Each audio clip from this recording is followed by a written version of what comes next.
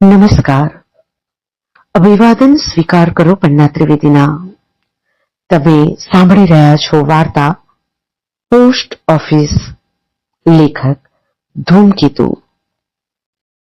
પાછલી રાત્રિનું ભૂરું આકાશ માનવ જીવનમાં અનેક સુખદ યાદગીરી ચમકી રહે તેમ નાના મોટા તારાઓથી ચમકી રહ્યું હતું. ઠંડા પવનના સુસવાટાથી પોતાના જૂના અને ફાટેલા જબ્બાને શરીરે વધારે ને વધારે લપેટી લેતો એક વૃદ્ધ ડોસો શહેરના મધ્યભાગમાં થઈને જતો હતો. સ્વાધીન અવસ્થા ભોગવતા કેટલાક ઘરોમાંથી આ વખતે ઘંટીનો મધુર લાગતો અવાજ સ્ત્રીઓના ઝીણા સ્વર સાથે આવતો હતો. એકાદ કૂતરાનો અવાજ, કોઈક વહેલા ઉઠનારના પગરખાનો છેટેથી સંભળાતો શબ્દ કે કોઈ અકાળે જાગેલા પક્ષીનો સ્વર. એ સિવાય તદ્દન શાંત હતું. લોકો મીઠી નિંદ્રામાં ઘેરાતા હતા અને શિયાળાની ઠંડીથી રાત્રિ વધારે ગાઢ બનતી હતી. કહે નહીં છતાં કતલ કરી નાખે એવા મીઠા મનુષ્યના સ્વભાવ જેવી શિયાળાને ઠંડી કાતિલ હથિયારની માફક પોતાનો કાબુ સર્વત્ર ફેલાવી રહી હતી. વૃદ્ધ ડોસો ધ્રુજતો ને શાંત રીતે ડગમગ ચાલતો શહેરના દરવાજા બહાર થઈ એક સીધી સડક પર આવી પહોંચ્યો ને ધીમે ધીમે પોતાની જૂની ડાંગના ટેકાથી આગળ વધ્યો. સડકની એક બાજુ ઝાડોની હાર હતી, બીજી બાજુ શહેરનો બાગ હતો. અહીં ઠંડી વધારે હતી ને રાત્રિ વધારે શીમણી બનતી હતી. પવન સોંસરવો નીકળી જતો હતો ને શુક્રના તારાનું મીઠું તેજ બરફ પડે તેમ પૃથ્વી ઉપર ઠંડીના કટકા જેવું પડતું હતું. જ્યાં બાગનો છેડો હતો ત્યાં છેલ્લામાં છેલ્લી ઢબનું એક રોનકદાર મકાન હતું ને તેની બંધ બારી તથા બારણામાંથી દીવાનો ઉજાસ બહાર પડતો હતો. ભાવિક મનુષ્ય દાતારનું શિખર જોઈ જેમ શ્રદ્ધાથી આનંદ પામે તેમ વૃદ્ધ ડોસો આ મકાનની લાકડાની કમાન જોઈ આનંદ પામ્યો. કમાન પર એક જરી પુરાણા પાટિયામાં નવા અક્ષર લખ્યા હતા, પોસ્ટ ઓફિસ. ડોસો ઓફિસની બહાર પડથાર પર બેઠો. અંદરથી કઈ ચોક્કસ અવાજ આવતો નહોતો, પણ બે ચાર જણ કામમાં હોય તેમ વ્યાવહારિક ઘૂસપૂસ થતી હતી. પોલીસ સુપ્રિન્ટેન્ડન્ટ, અંદરથી અવાજ આવ્યો. ડોસો ચમક્યો પણ પાછો શાંત બની બેઠો. શ્રદ્ધા અને સ્નેહ આટલી ઠંડીમાં એને ઉષ્મા આપી રહ્યા હતા. અંદરથી અવાજ પર અવાજ આવવા લાગ્યા. કારકુન અંગ્રેજી કાગળના સરનામા બોલી બોલી પોસ્ટમેન તરફ નાખતો જતો હતો. કમિશનર, સુપ્રિન્ટેન્ડન્ટ, દિવાન સાહેબ, લાઇબ્રેરિયન, એમ એક પછી એક અનેક નામ બોલવાનો અભ્યાસી કારકુન ચપાટા બંધ કાગળો ફેંકી જતો હતો. એવામાં અંદરથી એક મશ્કરી ભર્યો અવાજ આવ્યો, કોચમેન અલી ડોસા. વૃદ્ધ ડોસો હતો ત્યાંથી બેઠો થયો. શ્રદ્ધાથી આકાશ સામે જોયું ને આગળ વધ્યો અને બારણા પર હાથ મૂક્યો. ગોકળભાઈ? કોણ? કોચમેન અલી ડોસાનો કાગળ કીધો ને, હું આવ્યો છું. જવાબમાં નિષ્ઠુર મજાક ભરેલું હાસ્ય આવ્યું. સાહેબ, આ એક ગાંડો ડોસો છે. એ હંમેશા પોતાનો કાગળ લેવા પોસ્ટ ઓફિસે ધક્કો ખાય છે. કારકુને એ શબ્દો પોસ્ટ માસ્ટરને કહ્યા. ત્યાં ડોસો પોતાના સ્થાન પર પાછો બેસી ગયો. 5 વર્ષ થયા એ જગ્યાએ બેસવાનો એને અભ્યાસ હતો. અલી મૂળ હોશિયાર શિકારી હતો.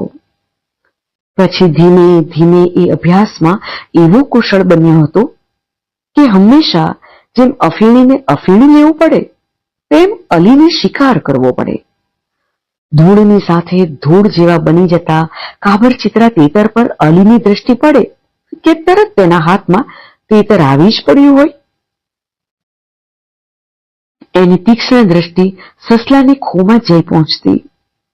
આસપાસના સૂકા પીળા કાગડાના કે રાપડાના ઘાસમાં સંતાઈને સ્થિર કાન કરી બેઠેલા ચતુર સસલાના ભૂરા મેલા રંગને ક્યારેક ખુદ શિકારી કૂતરા જુદો ન પાડી શકતા આગળ વધી જતા ને સસલું બચી જતું.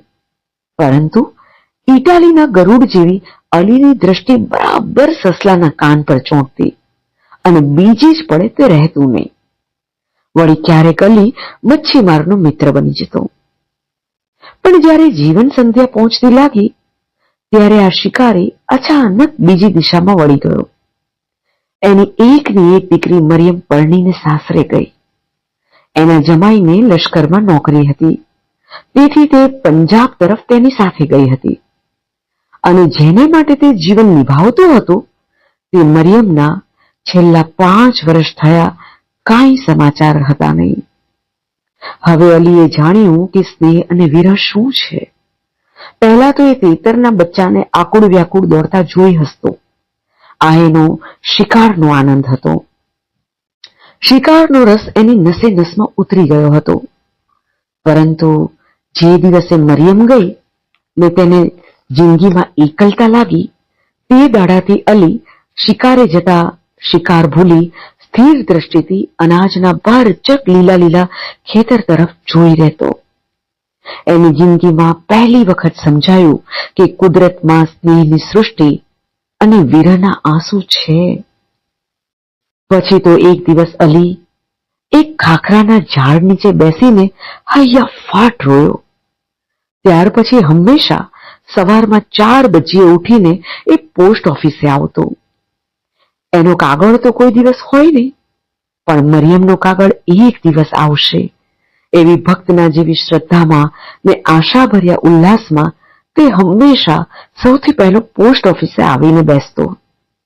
પોસ્ટ ઓફિસ કદાચ જગતમાં સૌથી રસહીન એનું ધર્મક્ષેત્ર તીર્થસ્થાન બન્યું. એક જ જગ્યાએ ને એક જ ખૂણે તે હંમેશા બેસતો. એને એવું જાણ્યા પછી સૌ હસતા. પોસ્ટમેન મશ્કરી કરતા ને ક્યારેક મજાકમાં એનું નામ દઈ એને એ જગ્યા પરથી પોસ્ટ ઓફિસના બારણા સુધી કાગળ ન હોય છતાં ધક્કો ખવડાવતા. અખૂટ શ્રદ્ધા અને અનંત ધૈર્ય હોય તેમ એ હંમેશા આવતો ને દરરોજ ઠાલે હાથે પાછો જતો. અલી બેઠો હતો એટલામાં એક પછી એક પટ્ટાવાળાઓ પોસ્ટ ઓફિસના કાગળો લેવા આવવા લાગ્યા. ઘણું કરીને પટાવાળા એ 20મી સદીમાં અધિકારીઓની સ્ત્રીઓના ખાનગી કારભારી જેવા છે. એટલે આખા શહેરના દરેકે દરેક ઓફિસરનો ખાનગી ઇતિહાસ અત્યારે વંચાતો.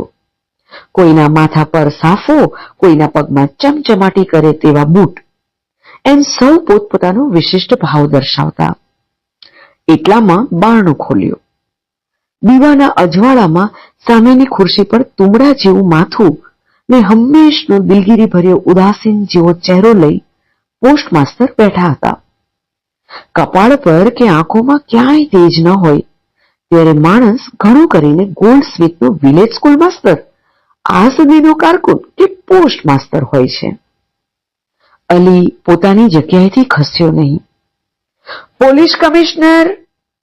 કારકુને બૂમ પાડી ને એક થનગનાટ કરતા જુવાને પોલીસ કમિશનરના કાગળ લેવા હાથ આગળ ધર્યો. સુપ્રિન્ટેન્ડન્ટ! બીજો એક પટાવાળો આગળ આવ્યો અને આમ ને આમ એ સહસ્ત્ર નામાવલી વિષ્ણુ ભક્ત જેમ કારકુન હંમેશા પડી જતો. અંતે સૌ ચાલ્યા ગયા. અલી ઉઠ્યો. પોસ્ટ ઓફિસમાં ચમત્કાર હોય એમ તેને પ્રણામ કરી ચાલ્યો ગયો. અરે, સૈકા પહેલાનું ગામડિયો. આ માણસ ગાંડો છે? પોસ્ટ માસ્તરે પૂછ્યું. હા. કોણ? અલીના? હા સાહેબ, 5 વર્ષ થયા. ગમે તેવી ઋતુ હોય છતાં કાગળ લેવા આવે છે. એનો કાગળ ભાગ્યે જ હોય છે. કારકુને જવાબ આપ્યો. કોણ નવરું બેઠું છે? હંમેશ તે કાગળ ક્યાંથી હોય? અરે સાહેબ, પણ એનું મગજ જ ચસકી ગયું છે. તે પહેલા બહુ પાપ કરતો. એમાં કોઈ સ્થાનકમાં દોષ કર્યો? ભાઈ, કર્યા ભોગવવા છે. પોસ્ટમેને ટેકો આપ્યો. ગાંડા બહુ વિચિત્ર હોય છે. હા, અમદાવાદમાં મેં એક વખત એક ગાંડો જોયો હતો. તે આખો દિવસ ધૂળના ઢગલા જ કરતો, બસ બીજું કાંઈ નહીં. એક ગાંડાને હંમેશા નદીના કાંઠે એક પથ્થર પર પાણી રેડવાની ટેવ હતી. અરે, એક ગાંડાને એવી ટેવ હતી કે આખો દિવસ આગળ ને પાછળ ચાલ્યા જ કરે. બીજો એક કવિતા ગાયા કરતો. એક જણ પોતાને ગાલે લપાટો જ માર્યા કરતો. એ પછી કોઈક મારે છે એમ માનીને રોયા કરતો. આજે પોસ્ટ ઓફિસમાં ગાંડાનું પુરાણ નીકળ્યું હતું. હંમેશા આવું એકાદ પ્રકરણ છેડી એના પર 2-4 મિનિટ વાત કરી આરામ લેવાની ટેવ લગભગ બધા જ નોકર વર્ગમાં દારૂની ટેવની જેમ બેસી ગઈ છે. પોસ્ટ માસ્તર છેવટે ઉઠ્યા અને જતા જતા કહ્યું, સાળું, ગાંડાની પણ દુનિયા લાગે છે. ગાંડા આપણને ગાંડા માનતા હશે અને કદાચ ગાંડાની સૃષ્ટિ કવિની સૃષ્ટિ જેવી હશે.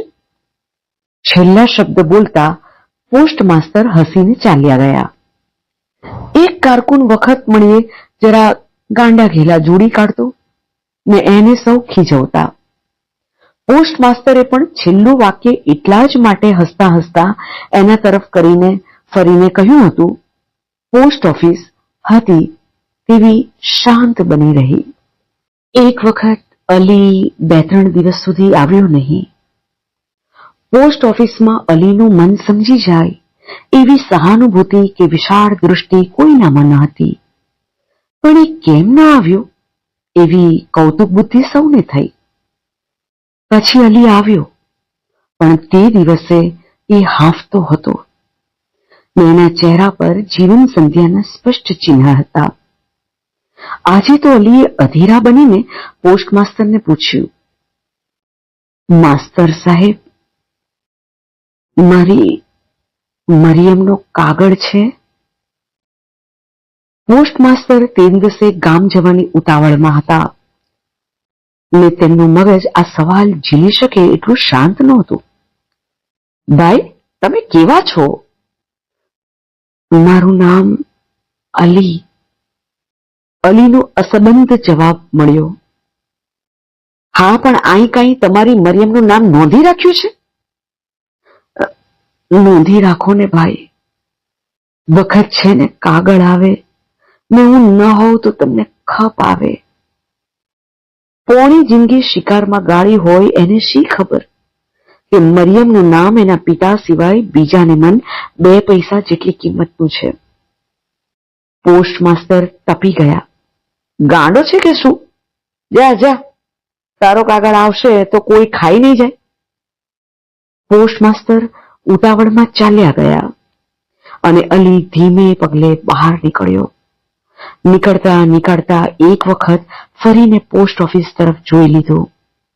આજે એની આંખોમાં અનાથતાના આંસુની છાલક હતી. અશ્રદ્ધા ન હતી, પણ ધૈર્યનો અંત આવ્યો હતો. અરે, હવે મરિયમનો કાગળ ક્યાંથી પહોંચે? એક કારકુન એની પાછળ આવતો લાગ્યો. અલી તેના તરફ ફર્યો. ભાઈ, કારકુન ચમક્યો, પણ તે સારો હતો. કેમ? જુઓ, આ મારી પાસે છે એમ કહી પોતાની પાસે એક જૂની પતરાની દાબડી હતી, તેમાંથી અલીએ 5 ગીની કાઢી. કારકુન ભડક્યો. ભડકશો નહીં, તમારે આ ઉપયોગી ચીજ છે. મારે હવે એનો ઉપયોગ નથી, પણ એક કામ કરશો? શું? આ ઉપર શું દેખાય છે? અલીએ શૂન્ય આકાશ સામે આંગળી ચીંધી. આકાશ ઉપર અલ્લાહ છે. તેની સાક્ષીમાં તમને આ પૈસા આપું છું. તમારે મારી મરિયમનો કાગળ આવે તો પહોંચાડવો. કારકુન આશ્ચર્યમાં સ્થિર ઉભો. ક્યાં પહોંચાડવો? મારી કબર પર. હે? સાચું કહું છું, આજ હવે છેલ્લો દિવસ છે. અરે રે છેલ્લો. મરિયમ ન મળી, કાગળ ન મળ્યો. અલીની આંખમાં ઘેન હતું. કારકુન ધીમે ધીમે એનાથી છૂટો પડી ચાલ્યો ગયો. તેના ખિસ્સામાં 3 તોલા સોનું પડ્યું હતું. પછી અલી કોઈ દિવસ દેખાયો નહીં અને તેની ખબર કાઢવાની ચિંતા તો કોઈને હતી જ નહીં. એક દિવસ પોસ્ટ માસ્ટર જરાક અફસોસમાં હતા. એમની દીકરી દૂર દેશાવરમાં માંદી હતી અને તેના સમાચારની રાહ જોતા એ શોકમાં બેઠા હતા. ટપાલ આવી ને કાગળનો થોક પડ્યો. રંગ ઉપરથી પોતાનું કવર છે એમ ધારી પોસ્ટ માસ્ટરે ચપાટાબંધ એક કવર ઊંચકી લીધું, પણ એના ઉપર સરનામું હતું કોચમીન અલી ડોસા. વીજળીનો આંચકો લાગ્યો હોય તેમ તેમણે તે નીચે નાખી દીધું. દિલગીરી અને ચિંતાની થોડી ક્ષણમાં એમનો અધિકારીનો કડક સ્વભાવ જતો રહી માનવ સ્વભાવ બહાર આવ્યો હતો. એમને એકદમ સાંભળ્યું કે આ પેલા ડોસાનું જ કવર અને કદાચ એની દીકરી મરિયમનું. લક્ષ્મીદાસ! એમણે એકદમ બૂમ પાડી. લક્ષ્મીદાસ તે જ માણસ હતો કે જેને અલીએ છેલ્લી ઘડીએ પૈસા આપ્યા હતા. કેમ સાહેબ, આ તમારા કોચમેન અલી ડોસા આજે હવે ક્યાં છે? તપાસ કરશું. તે દિવસે પોસ્ટમાસ્ટરના સમાચાર ન આવ્યા. આખી રાત્રિ શંકામાં વિતાવી. ત્રીજા દિવસે સવારે 3 વાગ્યામાં તે ઓફિસમાં બેઠા હતા. 4 વાગે ને અલી ડોસા આવે કે હું પોતે જ તેને કવર આપું, એવી આજ એમની ઈચ્છા હતી. વૃદ્ધ ડોસાની સ્થિતિ પોસ્ટમાસ્ટર હવે સમજી ગયા હતા. આજ આખી રાત તેમણે સવારે આવનાર કાગળના ધ્યાનમાં ગાળી હતી. 5 વર્ષ સુધી આવી અખંડ રાત્રિઓ ગાળનાર તરફ એમનું હૃદય આજે પહેલ વહેલું લાગણીથી ઉછળી રહ્યું હતું. બરાબર 5 વાગે બારણા પર ટકોરો પડ્યો. પોસ્ટમેન હજી આવ્યા ન હતા, પણ આ ટકોરો અલીનો હતો એમ લાગ્યું. પોસ્ટમાસ્ટર ઉઠ્યા. પિતાના હૃદયને પીછાને તેમ આજે દોડ્યા. બારણું ખોલ્યું. આવો અલીભાઈ, તમારો કાગળ. બારણામાં એક વૃદ્ધ દીન ડોસો લાકડીના ટેકાથી નમી ગયેલો ઊભો હતો. છેલ્લા આંસુની ધાર હજી એના ગાલ પર તાજી હતી ને ચહેરાની કરચલીમાં કરડાઈના રંગ પર ભલમનસાઈની પીંછી ફરેલી હતી. તેણે પોસ્ટમાસ્ટર સામે જોયું ને પોસ્ટમાસ્ટર જરાક ભડક્યા. ડોસાની આંખમાં મનુષ્યનું તેજ નહોતું. કોણ સાહેબ? અલી ડોસા? લક્ષ્મીદાસ એક બાજુ તરફથી સરીને બોલતો બારણા પાસે આવ્યો, પણ પોસ્ટમાસ્ટરે તે તરફ હવે લક્ષ્ય ન આપતા બારણા તરફ જ જોયા કર્યું, પણ ત્યાં કોઈ ન લાગ્યું. પોસ્ટમાસ્ટરની આંખ ફાટી ગઈ. બારણામાં હવે કોઈ જ હતું નહીં. એ શું? તે લક્ષ્મીદાસ તરફ ફર્યા. એના સવાલનો જવાબ વાળ્યો. હા, અલી ડોસા. કોણ? તમે છો ના? જી, અલી ડોસો તો મરી ગયેલ છે, પણ એનો કાગળ લાવો મારી પાસે. હે? કીધી લક્ષ્મીદાસ? જી, એને તો 3 મહિના થઈ ગયા. સામેથી એક પોસ્ટમેન આવતો હતો. તેણે બીજો અડધો જવાબ વાળ્યો હતો. પોસ્ટમાસ્ટર દિગ્મૂઢ બની ગયા. હાજી મરિયમનો કાગળ ત્યાં બારણામાં પડ્યો હતો. અલીની મૂર્તિ એમની નજર સમક્ષ તરી રહી. લક્ષ્મીદાસે અલી છેલ્લે કેમ મળ્યો હતો તે પણ કહ્યું. પોસ્ટમાસ્ટરના કાનમાં પેલો ટકોરો અને નજર સમક્ષ અલીની મૂર્તિ બંને ખડા થયા. એમનું મન ભ્રમમાં પડ્યું. મેં અલીને જોયો કે એ માત્ર શંકા હતી કે એ લક્ષ્મીદાસ હતો? પાછી રોજની ચાલી. Police commissioner, superintendent, librarian. કારકુન ચપાટા બંધ કાગળ ફેંકી જતો હતો. પણ દરેક કાગળમાં ધડકતું હૃદય હોય તેમ પોસ્ટ માસ્ટર આજે એકી નજરે એ તરફ જોઈ રહ્યા છે. કવર એટલે એક આનો ને પોસ્ટકાર્ડ એટલે 2 પૈસા એ દૃષ્ટિ ચાલી ગઈ છે. ઠેઠ આફ્રિકાથી કોઈ વિધવાના એકના એક છોકરાનો કાગળ એટલે શું? પોસ્ટ માસ્ટર વધારે ને વધારે ઊંડા ઉતરે છે. મનુષ્ય પોતાની દૃષ્ટિ છોડી બીજાની દૃષ્ટિથી જુએ તો અડધું જગત શાંત થઈ જાય. તે સાંજે લક્ષ્મીદાસ ને પોસ્ટ માસ્ટર ધીમે પગલે અલીની કબર તરફ જતા હતા. મરિયમનો કાગળ સાથે જ હતો. કબર પર કાગળ મૂકી પોસ્ટ માસ્ટર ને લક્ષ્મીદાસ પાછા વળ્યા. લક્ષ્મીદાસ, આજે સવારે તમે જ સૌથી વહેલા આવ્યા કા? જી હા. અને તમે કીધું અલી ડોસા? જી હા. પણ ત્યારે સમજાયું નહીં કે શું? હા ઠીક, કઈ નહીં. પોસ્ટ માસ્ટરે ઉતાવળે વાત વાળી લીધી. પોસ્ટ ઓફિસનું આંગણું આવતા જ પોસ્ટ માસ્ટર લક્ષ્મીદાસથી જુદા પડી વિચાર કરતા અંદર ચાલ્યા ગયા. એમનું પિતા તરીકેનું હૃદય અલીને ન સમજવા માટે ડંખતું હતું ને આજે હજી પોતાની દીકરીના સમાચાર ન હતા માટે પાછા સમાચારની ચિંતામાં તે રાત્રિ ગાળવાના હતા. આશ્ચર્ય, શંકા અને પશ્ચાતાપના ત્રિવિધ તાપથી તપતા એ પોતાના દિવાન ખંડમાં બેઠા ને પાસેની કોલસાની સગડીમાંથી મધુર તાપ આવવા લાગ્યો. મિત્રો, તો આ હતી ધૂમકેતુની વાર્તા પોસ્ટ ઓફિસ.